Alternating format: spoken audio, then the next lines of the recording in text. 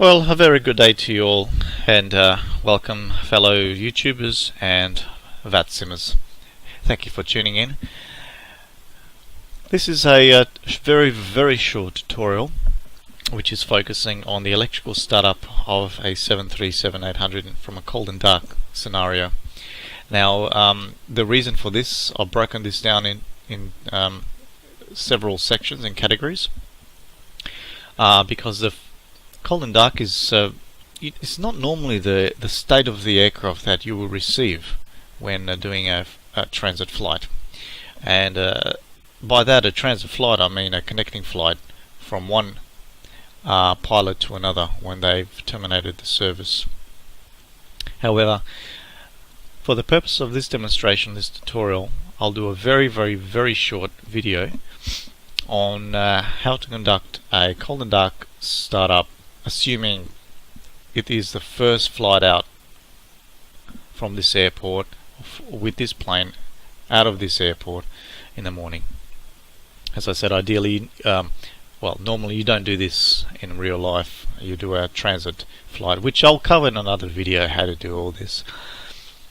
But let's keep this simple. So we're in the flight deck here on the 737. We're in a Virgin livery. We're on the ground in Melbourne at Bay Echo 6. We don't have our fuel, we don't have a load, anything like that, so we need to set that all up. As I said, from the very first thing, I'm going to be doing a pre-flight checklist and covering aspects that we need to look at. So the very first thing,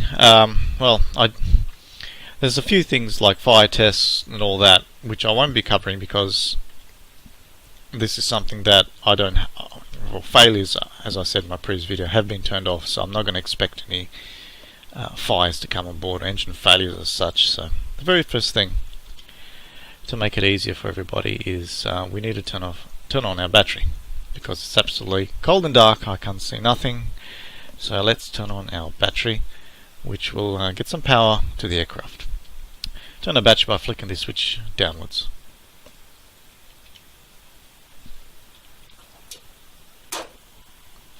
Okay, and once we turn on the batteries, you can see all the lights.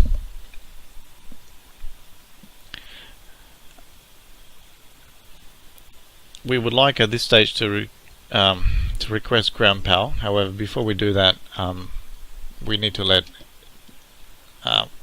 the ground personnel know that there are pilots on board.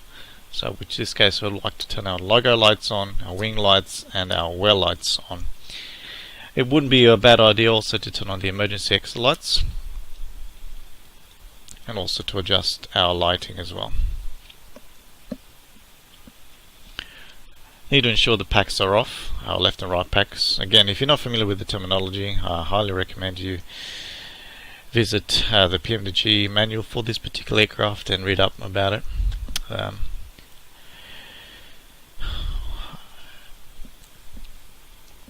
We're not going to pressurize the hydraulics because we don't upset the ground crew. They're doing their own thing. Having said that, we would like to request ground power to the aircraft. So how we can do that is by going to the right flight management computer, and I'm going to abbreviate this by saying FMC and request ground power. So we can see the wheel chocks are in. You can see right here. We're going to request ground power purely by clicking the left select key, the second left select key. And I'm also requesting a bit of air conditioning as well. You can hear some sounds happening. The pitot covers definitely have to be off, so request ground to remove them by clicking here. And now we can see on the overhead panel here, if I zoom up, the ground power indicator is available. So we can initiate that by turning this switch to on, and that will connect to ground power. Let's adjust some lighting here.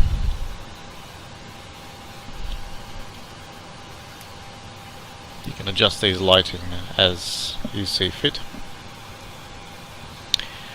Now you can see this standby switch here is selected APU generator.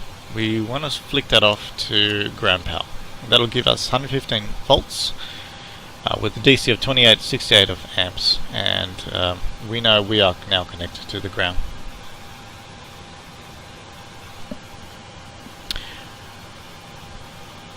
What we want to do is pressurize the hydraulics, and before we do that we need to confirm with the ground personnel on ground that we can actually do this, because we don't upset them. If they're doing their own thing, they'll be yelling and screaming at us. So all we need to do at this stage is assume we are connected to the ground, and we can request ground for permission to pressurize the hydraulics.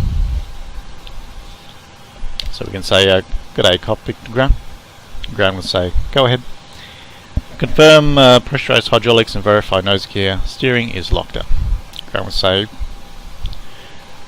"Pressurized hydraulics approved." Okay, so the next thing we're to do is to turn on the electrical 1, electrical 2 pumps on, and ensure that the standby position strobe is set to standby. We don't want to set to ready.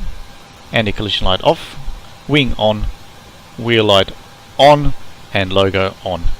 And also, very importantly, double check our clock, our UTC time. Make sure that is set correctly, because we don't want to be flying the wrong time. Okay, so pretty much now I'm going to send my first officer to do his walk around, and that covers the electrical startup to an extent, because the next part of the video focuses on the flight management computer programming and all that. So stay tuned, and we can join the first officer on his walk around in the next video.